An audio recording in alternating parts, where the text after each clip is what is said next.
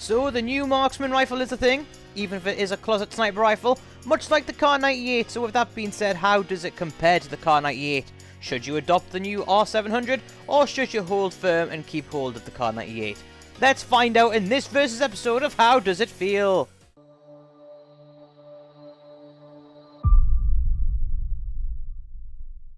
So a lot of you will be thinking that I'm going to be biased towards the R700 because I went as far as stirring a few of you up and saying the Kar98 is garbage in tier list videos. Well, if you cast your mind back to a multiplayer tier list video I did, I actually rated it very highly, saying it was really fun, unique gun to use. I really like the gun.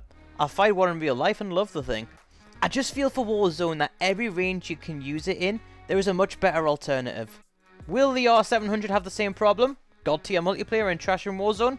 Let's break it down and get comparing. So we'll start with bullet damage, probably the most important factor when it comes to firing things this slow.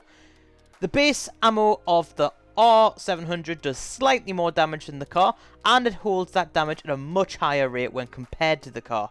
So we are looking at around 167 damage to the upper chest, compared to the 148-ish from the Kar in the same area. Now, what on earth does that mean for the other ammo attachments for this gun? Well, one flattens the bullet drop, making it more sniper-like and increasing the already decent range with the same damage. And the other ammo variant will give you super consistent damage and range, being able to fire that 167 damage to anywhere on the body. Get a clean hit with it, and you're leaving a fully armored opponent with 83 health points, which if you have any of your teammates making contact with an AR, then they are gonna be dropped. So, bullet damage, including base, is higher on the R700. And yeah, usually I'd give the range segment a different part of this video, but just know that the range is going to be much better even with the base ammo. So the range goes over the R700 too, and I don't need to make an own little category for it. It's just better on all ranges. It's better on all ammos, so yeah.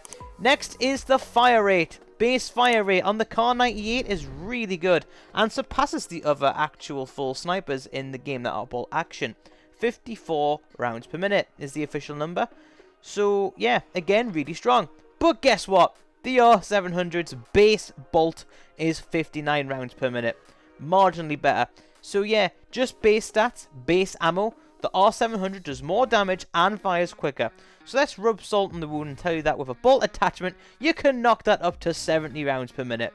As for the aim and stability bolt attachment, that's not really that much slower than the Kar98 at all. You wouldn't notice it too much in the heat of battle. So now let's talk about ammo and reloads. Stop! He's already dead. Right, so the Kar is suffering a fair bit here. It's battered, it's bruised, so surely it has some redeeming quality against the R700. Well, it's not going to be here. The Kar98 takes another L here with no variables with its ammo, leaving you with 5 sniper bullets, which are reloaded as a clip if you're not using a scope, or inserted individually when using a scope.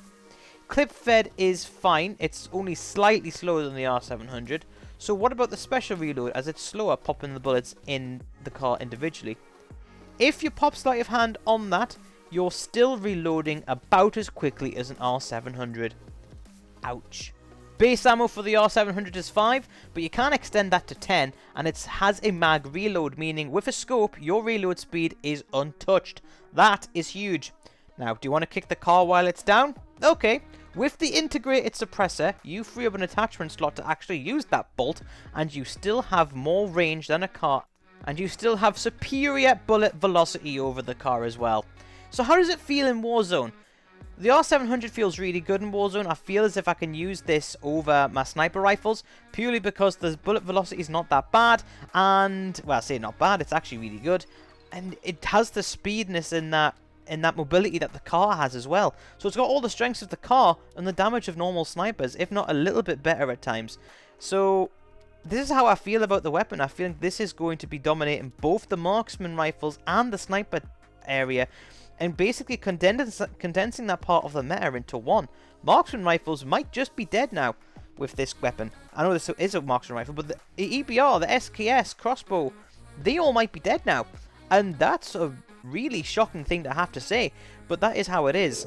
Now, you do have other marksman rifles that are in the assault rifle category. So you now have the AS Val, which has now got a marksman rifle variant. You now also have the M67 AMAX, which is also a marksman rifle variant.